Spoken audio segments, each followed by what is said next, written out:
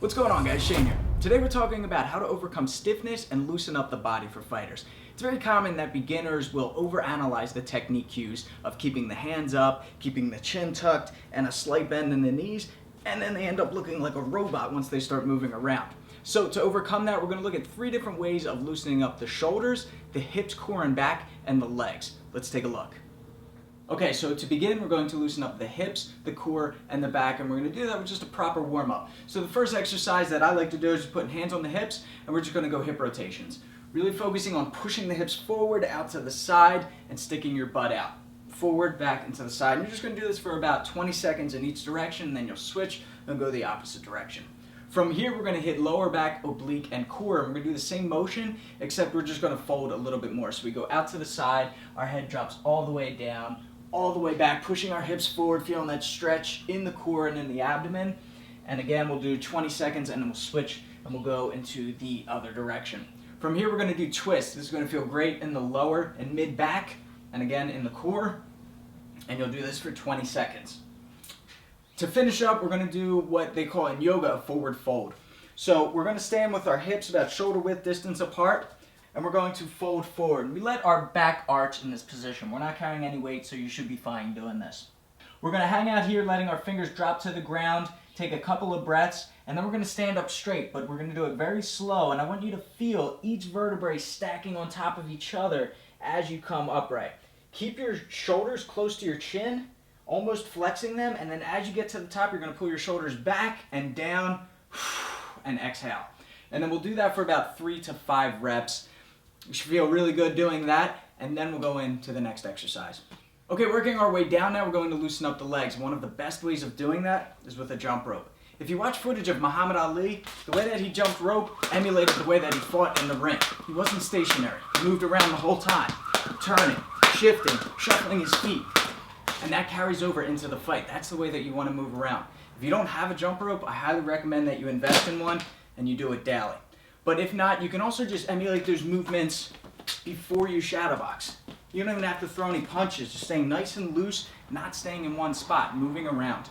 And one of my favorite exercises to do is what I call hoppers, bending down past that 90-degree bend, getting a full range of motion, and then hanging out down here. If you can shadow box and be agile and be loose down here, then you can do it standing up. Let's move up now and look at the shoulders. And probably the most problematic and challenging is loosening up the traps and the shoulders. Beginners know that they have to keep their hands up, but they overcompensate by flexing the traps and squeezing the whole time. This wastes a ton of energy and it actually slows down your shots. Think about boxers that do this. They keep a small circle motion in their hands, or sometimes it comes across like this, right? But a little bit of shoulder and hand movement here before they even fire off shots. Why do they do that? Not only to disguise, you don't know when or where it's coming from, right? But also, it gives you a little bit of momentum. There's some inertia here in my hands. Think about a car that's completely stopped, and then it has to accelerate and go. It's going to take a little bit of time. But if it's already moving a little bit, and then you have to just throw right from here, it's going to be a lot quicker, right? Another example is when you see beginners go like this. They rock, cock back, and telegraph their shots, right? They try to build up that momentum and then throw into the shot. You kind of get that, but in a more subtle, less telegraphed way when you're just right here. You don't want to overdo it too. You see guys doing this. That's wasting energy. So you don't want to do it too much. You want to keep your hands protecting your face, but you get that momentum, you get that inertia, and then you can just fire off your shots. And then a quick drill that you can do that almost loosens up your traps and shoulders immediately is the opposite. So what we're going to do is get into our fight stance, and I want you to actually squeeze your traps, lift your shoulders, and flex your lat muscles back here for about 5 seconds, all right? Let's do it. Ready? Bring it up. Go. Just squeezing as tight, as hard as you can, lifting your shoulders up. 2 more seconds, and complete relaxation. Just let them fall at your side, shake your arms out. All right, roll the neck out, let your shoulders drop down. From here, with our arms at our side, I want you to throw a jab cross, squeezing our fist upon impact. Ready? Go.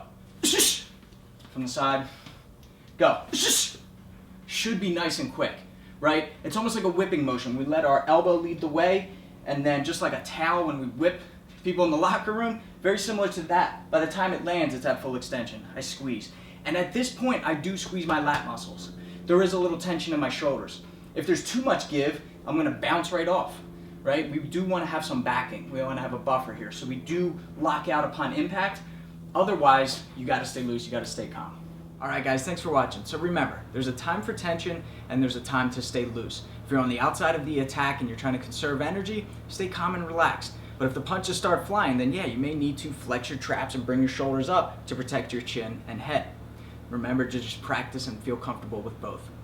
Until next time, be sure to subscribe to get the fight tips before your opponent does. Until then, I'm Shane with Fight Tips for the Underdogs.